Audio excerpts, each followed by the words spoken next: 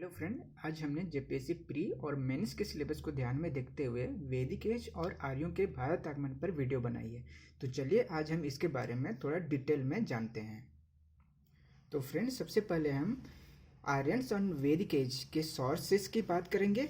उसके बाद home of Aryans और उनका विस्तार और लोकेशन इन इंडिया पे बात करेंगे। उसके बाद उनकी सोशल, इकोनॉमिक, पॉलिटिकल और रिलीजियस स्टेटस क्या थी, उस पर हम बात करेंगे। तो चलिए हम डिटेल में इसके बारे में बात करते हैं। सबसे पहला है कि सोर्सेस मतलब स्रोत, हमें कहाँ से जानकारी प्राप्त होती है आर्यंस और वैदिक एज के बारे में। तो सबसे पहला हमारा सोर्सेस है वह ऋग्वेद है, क्योंकि ऋग्वेद हमारा सबसे ओल्डेस्ट वेद मानी जाती है। उसके बाद हमारी सामवेद आती है, उसके बाद यजुर्वेद आती है, उसके बाद अथर्ववेद आती है। आप इसको शॉर्ट फॉर्म में रस्या भी कह सकते हैं। और यह माना जाता है कि ऋग्वेद और जितने भी वेद हैं वह भगवान के द्वारा लिखी गई हैं, लेकिन कंपाइल्ड, इनका संकलन जो सो वेद व्यास के द्वारा की गई है। वेद का अगर संस्कृत शब्द देखें तो विधि होता है, जिसका अर्थ नॉलेज होता है। और श्रुति का अर्थ होता है टू हियर, मतलब कि जो वर्बल ट्रांसमिशन फॉर नॉलेज, मतलब कि पहले जो भी हुआ करते थे कि ऋषि मुनि जो हुआ करते थे वह अपने शिष्यों को जो भी ज्ञान देते थे वह बोल करके शब्दों में दिया करते थे। तो इसी को जो श्रुति कहा गया है, मतलब वर्बल ट्रांसमिशन फॉर नॉलेज। उसके बाद संहिता आती है। संहिता का अर्थ होता है कलेक्शन ऑफ वैदिक हिम्स, मतलब कि श्लोक। वैदिक हिम्स का मतलब होता है श्लोक, जो हमारा श्लोक हो। जैसे कि आप रामायण में और महाभारत में काफ़ी श्लोक्स वगैरह देखे होंगे, तो उसको संहिता कहा गया है। और उसके बाद अपौरुष आता है। अपौरुष का अर्थ होता है कि गॉड्स वर्ड्स, भगवान के शब्द। इस वजह से वेद को कहा गया है कि यह रिटन बाय गॉड है, मतलब कि भगवान के द्वारा लिखी गई है। उसके बाद हम देखते हैं कि वेद को समझने के लिए हमें ने 3 चीज की रचना की है। पहला है ब्राह्मण, दूसरा है आरण्यक, तीसरा है उपनिषद। अब चूंकि वेद को समझना काफी टफ था, इस वजह से उसको समझने के लिए हमने ब्राह्मण, आरण्यक और उपनिषद की रचना की है। उसके बाद हम देखें तो वेद में 2 चीज पे जोर दिया गया है। पहला रिचुअल्स, मतलब कर्म कांड, मतलब कि बलि और आप पाठ पूजा या फिर जितने भी प्रकार के कर्म कांड होते हैं उसको आप मान सकते हैं। उसके बाद दूसरी है वे ऑफ एक्शन, मतलब कि कर्म मार्ग, हमें क्या कर्म करनी चाहिए उसकी बात करती है। तो इन वेद को समझने के लिए हमने ब्राह्मण, आरण्यक और उपनिषद की रचना की है, जिसमें ब्राह्मण जो से बात करती है रिचुअल्स की, मतलब कर्म कांड की, इसमें कर्म कांड की बात की गई है। आरण्यक में, जिसको फॉरेस्ट बुक भी कहते हैं, इसमें सिर्फ एक्शन मतलब कि कर्म की बात की गई है और फल की बात नहीं की गई है। उसके बाद उपनिषद है। उपनिषद में रिचुअल्स को बिल्कुल ही नकारा गया है। इसमें कहा गया है कि रिचुअल्स हमें फॉलो नहीं करनी चाहिए। वहीं वे ऑफ एक्शंस दूसरी है, जिसमें बताया गया कि हमें क्या करनी चाहिए और किस तरह के कर्म करनी चाहिए। तो इसमें उपनिषद में बताई गई है। उसके बाद हम देखते हैं कि वैदिक एज को जो 2 भागों में बांटा गया है। Vedic age is divided into 2 parts और पीरियड्स। पहला है कि अर्ली वैदिक पीरियड जो 1500 से 1000 बीसी तक है, और दूसरी है लेटर वैदिक पीरियड जो 1000 बीसी से लेकर के 600 बीसी तक मानी गई है। तो फ्रेंड, जैसा कि मैंने आपको बताया कि वैदिक एज को जो 2 भागों में बांटी गई है, अर्ली वैदिक एज और लेटर वैदिक एज। तो यहाँ पे हम देखते हैं कि दोनों में डिफरेंस किस प्रकार से है। और यहाँ पे हम ये पता करते हैं कि अर्ली वैदिक एज, जिसको हम ऋग वैदिक एज भी कहते हैं, और लेटर वैदिक एज को आयरन एज भी कहते हैं। तो सबसे पहले हम इसके सोर्स को देखते हैं कि अर्ली वैदिक एज के बारे में हमें कहाँ से जानकारी प्राप्त होती है। तो सबसे पहला सोर्स है ऋग्वेद, क्योंकि ऋग्वेद सबसे ओल्डेस्ट वेद मानी जाती है। तो अर्ली वैदिक एज के बारे में हमें ऋग्वेद से प्राप्त होती है। वहीं लेटर वैदिक एज, जिसे आयरन एज भी कहते हैं, उसकी जानकारी हमें ऋग्वेद से, सामवेद से, यजुर्वेद से और अथर्ववेद से प्राप्त होती है। और तो और हमें आरण्यक, ब्राह्मण और उपनिषद, जिन्हें हमें वेदों को समझने के लिए रचना की गई थी, उससे भी प्राप्त होती है जानकारी। उसके बाद अगर विस्तार की बात करें तो विस्तार आर्यों का और वैदिक एज का हमारा विस्तार हम अर्ली वैदिक एज में देखें तो नॉर्थ में हिमालय और साउथ में नॉर्थ राजस्थान, वहीं ईस्ट में West Bank of Ganga, Ganga का पश्चिमी किनारा, और अफगानिस्तान वेस्ट में। वहीं अगर लेटर वैदिक एज की बात करें तो लेटर वैदिक एज में जो सो ईस्ट में गंडक और साउथ में नर्मदा, वहीं वेस्ट में अफगानिस्तान और नॉर्थ में हिमालय तक फैली हुई थी। तो यह जो so area letter Vedic as का है, और अर्ली वैदिक एज का हमने बताया आपका ये एरिया है। आप जैसे आप देख पा रहे होंगे स्क्रीन पे, तो ये हमारा लेटर वैदिक एज और अर्ली वैदिक एज की विस्तार एक्सटेंशन की हमने बात की। उसके बाद अगर सोशल लाइफ की बात करते हैं तो सोशल लाइफ हमारा जो सो सबसे पहला देखते हैं कि सोसाइटी हमारी जो सो पैट्रियार्कल थी अर्ली वैदिक एज में, वहीं लेटर वैदिक एज में भी पैट्रियार्कल सोसाइटी थी। फिर नेक्स्ट पॉइंट है ज्वाइंट फैमिली।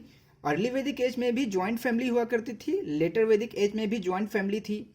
उसके बाद वुमेन्स की रिस्पेक्टेड पोजीशन थी अर्ली वैदिक एज में, और यह सेम रही ये लेटर वैदिक एज में भी। राइट टू एजुकेशन था अर्ली वैदिक एज में, लेटर वैदिक एज में भी राइट टू एजुकेशन हमारा था। उसके बाद नेक्स्ट पॉइंट है और मोस्ट इंपॉर्टेंट पॉइंट आप देख सकते हैं, social, religious and political rights थी आपकी अर्ली वैदिक एज में, जबकि लेटर वैदिक एज में आपकी सोशल और रिलीजियस राइट्स थी, जबकि पॉलिटिकल राइट्स आपकी नहीं थी। तो यहाँ पे आप मेजर चेंजेस देखने को मिलता है। उसके बाद no rights to be chief Vedic age में, अगर ऋग वैदिक एज में और अर्ली वैदिक एज में बोले तो जो सो नो राइट्स थी चीफ बनने का, और यही अधिकार यही चीज नेक्स्ट में भी फॉलो रही लेटर वैदिक एज में। उसके बाद right to choose their life partner, मतलब स्वयंवर कर सकते थे आप अर्ली वैदिक एज में भी और लेटर वैदिक एज में भी आप। तो ये जो सो दोनों सामान्य है। उसके बाद आप नेक्स्ट पॉइंट देख सकते हैं, सती सिस्टम। सती सिस्टम अर्ली वैदिक एज में नहीं थी, जबकि लेटर वैदिक एज में सती सिस्टम थी। विडो रिमैरेज होती थी अर्ली वैदिक एज में, जबकि लेटर वैदिक एज में विडो रिमैरेज नहीं थी। चाइल्ड मैरिज नहीं थी, लेकिन ये लेटर वैदिक एज में चाइल्ड मैरिज हुआ करती थी। फिर प्रदा प्रथा, वेल सिस्टम्स नहीं थी, वहीं लेटर वैदिक एज में प्रदा प्रथा थी। डॉरी सिस्टम्स मतलब कि दहेज प्रथा अर्ली वैदिक एज में नहीं थी, जबकि लेटर वैदिक एज में डॉरी सिस्टम्स थी। फिर मोनोगैमी काफ़ी कॉमन थी। मोनोगैमी मतलब एक विवाह अर्ली वैदिक एज में काफ़ी कॉमन थी, और यह चीज़ लेटर वैदिक एज में भी रही। उसके बाद पॉलीगैमी भी प्रैक्टिस की जाती थी। पॉलीगैमी मीन्स बहुविवाह, अगर आप मेल हैं तो आप दो स्त्रियों से विवाह कर सकते थे, और ये चीज़ लेटर वैदिक एज में भी प्रैक्टिस की जाती थी। उसके बाद पॉलिंड्री। पॉलिंड्री का अर्थ होता है कि आप अगर एक स्त्री हैं तो आप दो मेल से शादी कर सकते हैं।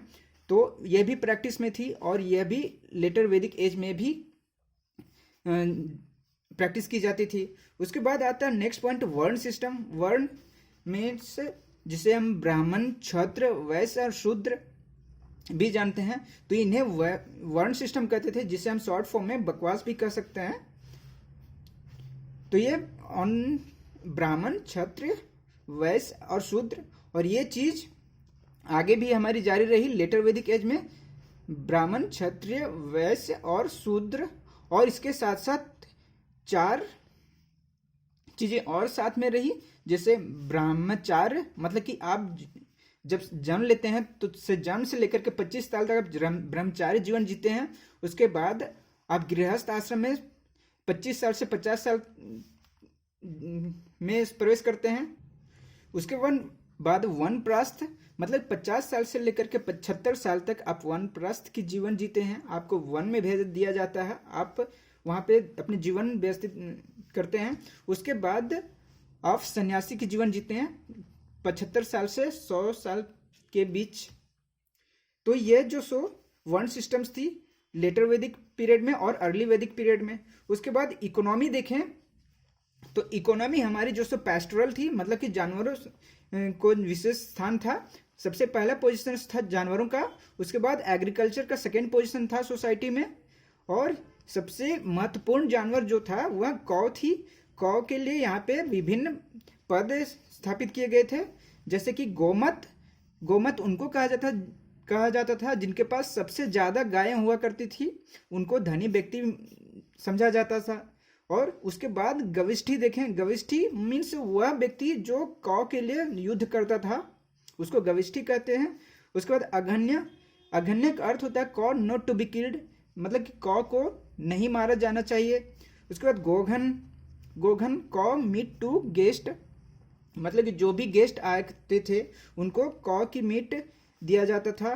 उसके बाद गौपत है, गौपत विलेज चीफ होता था और यह गायों का रक्षक हुआ करते था, और यह एक इलेक्टेड ऑफिस था। उसके बाद सेम चीज अगर हम इकोनॉमी की बात करें तो लेटर वैदिक एज में सबसे पहला पोजीशन जो एग्रीकल्चर का था और दूसरा पोजीशन जो पेस्टोरल का था, जबकि अर्ली वैदिक एज में फर्स्ट पोजीशन पेस्टोरल का था और सेकंड पोजीशन एग्रीकल्चर का था। तो काफ़ी चेंजेस यहाँ पे मिल रही हैं। उसके बाद लैंड वाज इंपॉर्टेंट, क्योंकि यहाँ पे लैंड को इंपॉर्टेंस दिया गया था।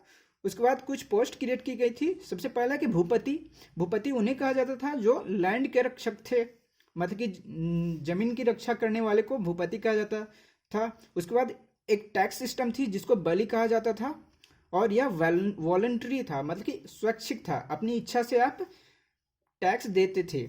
उसके बाद उस पोस्ट पे बैठने वाले को भावडिक कहा जाता था, और जो कि इनकम टैक्स ऑफिसर आज के डेट में हम कह सकते हैं अपने स्टेट में, अपने कंट्री में।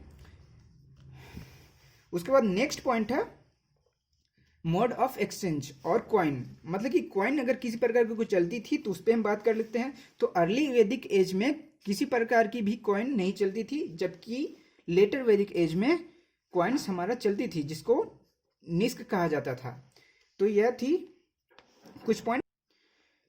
नेक्स्ट पॉइंट हमारा रिलीजन है। रिलीजन हम देख लेते हैं कि रिलीजन्स में क्या प्रैक्टिस किए जाते थे। सबसे पहला है कि अर्ली वैदिक एज में इंद्र भगवान का विशेष स्थान था, उन पर 250 श्लोक लिखे गए हैं, और यह मेन गॉड हुआ करते थे आर्यंस के। उसके बाद नॉन एज सोमापा और पुरंदर, इन्हें सोमापा और पुरंदर भी कहते हैं। पुरंदर का अर्थ होता है फोर्ट डिस्ट्रॉयर, मतलब किला विध्वंसक, इस वजह से इन्हें पुरंदर भी कहा जाता था, और यह मुख्य भगवान हुआ करते थे आर्यंस के। दूसरा गॉड हैं अग्नि। अग्नि के पे जो 200 हिम्स मिले हैं, 200 श्लोक्स मिले हैं, और यह गॉड ऑफ प्रीस्ट थे, मतलब कि पुरोहित के भगवान थे। और इनकी पत्नी का नाम स्वाहा, जिसे आज भी हम लोग अपनी जब घर में पाठ पूजा की जाती है तो आप हवन कुंड वगैरह में सुने होंगे स्वाहा, तो ये अग्नि की वाइफ हुआ करती थी।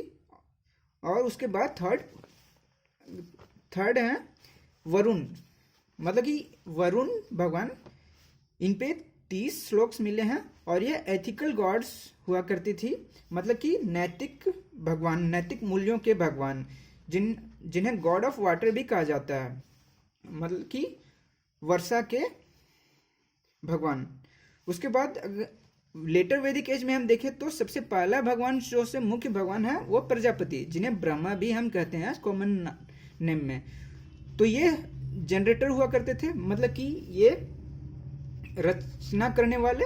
उसके बाद दूसरे भगवान से विष्णु, ये ऑपरेटर हुआ करते हैं, और इन्हें संचालक भी कहते हैं आप हिंदी में देखें तो। उसके बाद तीसरे हैं भगवान है पुषाण, जिसको महेश भी कहते हैं, ये डिस्ट्रॉयर कहलाते हैं, और ये गॉड ऑफ एनिमल्स हैं, मतलब पशुओं के भगवान हैं, और गॉड ऑफ शूद्र, शूद्र के भी भगवान कहे जाते हैं। तो आप यहाँ से देख पा रहे हैं the concept of trinity came into existence in later Vedic period. अगर ट्रिनिटी का कंसेप्ट अगर कहीं से आया है तो लेटर वैदिक पीरियड में ही आया है। आप यहाँ पे देख पा रहे होंगे कि G that is generator, G for generator, O for operator and D for destroyer. Destroyer हमें महेश को कहते हैं, ऑपरेटर विष्णु को कहते हैं, और जनरेटर ब्रह्मा जी को कहते हैं। तो इस वजह से इन्हें ट्रिनिटी कहा जाता है, त्रिदेव। उसके बाद नेक्स्ट पॉइंट अगर हम देखें तो it is also known as iron age. Later Vedic age को आयरन एज भी कहते हैं क्योंकि iron was the first metal which was discovered in this period. तो आयरन पहली बार लेटर वैदिक एज में खोजी गई थी और यह अतरंजी खेड़ा यूपी, जो यूपी का एक डिस्ट्रिक्ट है एटा, वहाँ पे पड़ती है। वहाँ पे आयरन की सबसे पहले हमें जानकारी प्राप्त होती है, इस वजह से इसे आयरन एज भी कहते हैं। तो फ्रेंड